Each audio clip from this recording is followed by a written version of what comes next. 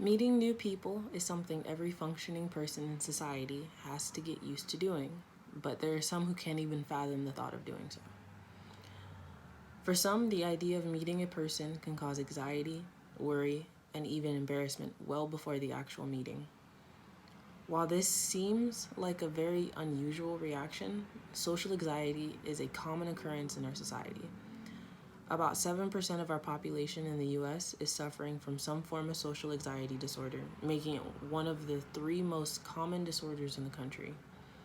Our generation, especially, has an increase of anxiety compared to other previous ones.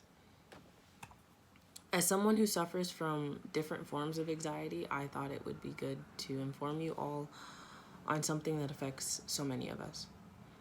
I'll be informing you on how and what causes you to develop social anxiety, the symptoms of it, give you some tips on how to deal with it if you have it, and lastly, I'll differentiate it from other disorders. Okay, let's start with how you might develop social anxiety disorder. Social anxiety disorder is developed through a complex mixture of biological and environmental factors.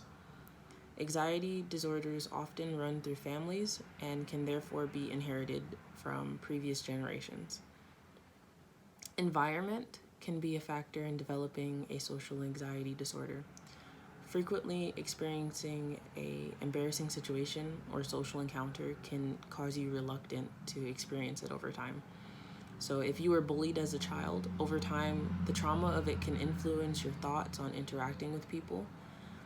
And your brain structure can also have an effect on whether you develop it as well. A part of the brain called the amygdala controls your fear response. People who have an amygdala that is overactive can cause them to have heightened fear response, which is anxiety. Now that you know what causes social anxiety, you're probably wondering what the symptoms are. The symptoms of social anxiety disorder are split into three categories: emotional, behavioral, and physical. Emotional symptoms are typically feelings of fear and intense worry of embarrassing or humiliating oneself. Behavioral symptoms typically include avoiding situations in which you'll have to be social. So the feeling of having to endure a social event and expecting the worst to come of it typically causes you to avoid it. Physical symptoms can also include blushing, trembling, an upset stomach or nausea, and profuse sweating. Now that you know the symptoms, here are some helpful tips to help with social anxiety. There are 6 steps that can help you overcome anxiety, which are challenging your negative thoughts as the first one. You're supposed to analyze analyze what causes the negative thoughts and really decide for yourself whether it is reasonable to be anxious over whatever it is you're overthinking. The second one is focus on others and not yourself.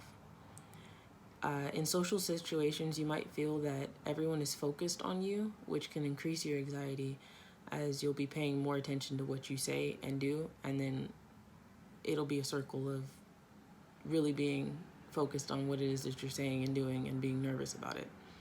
So focus more on the other person to distract yourself from any negative thoughts you have or any tension you're feeling. Focusing on the other person will also allow you to have a better connection with them because you're a lot more caring of what they're thinking than what you're doing. Third one is learn to control your breathing. A good balance of oxygen and carbon dioxide in your body can get rid of anxiety, which is caused by the imbalance of both of those two.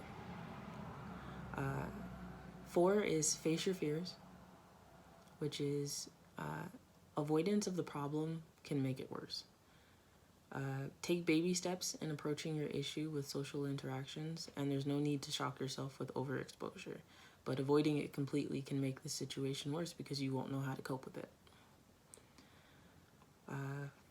5 is make an effort to be more social. Volunteer doing something you love so as to ease yourself into more social environments. 6, adopt an anti-anxiety lifestyle. A decrease in caffeinated drinks like coffee or tea can help lower anxiety levels. Working out and getting active can also decrease your stress levels, which cause anxiety if you have too much stress. Now that you know about the symptoms and treatments, let's make sure you know how to differentiate it from similar disorders. Social anxiety disorder is often confused for depression or even general anxiety disorder. Depression is similar to social anxiety, but it's slightly different. Depression is the lack of interest in general to interact, and social anxiety disorder is just the fear of interacting with people. Not that you don't want to interact with them, you're just afraid to.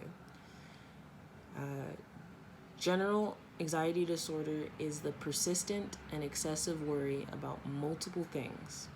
Social anxiety focuses solely on the fear of socializing. Right? And let's go ahead and review all the info we learned. Today we learned about social anxiety disorder and how we can get it, its symptoms, its treatments, and how it differs from other disorders. Now that you know about it, I hope this helps you understand any family or friends that seem reluctant to socialize. Hopefully this makes it easier to understand their hesitance and make it easier to know how to approach them. If you happen to be someone who suffers from this disorder, I hope the list of tips will help you overcome your anxieties. As humans, we are all social creatures, so I hope that we can work together to help those who have difficulties with it.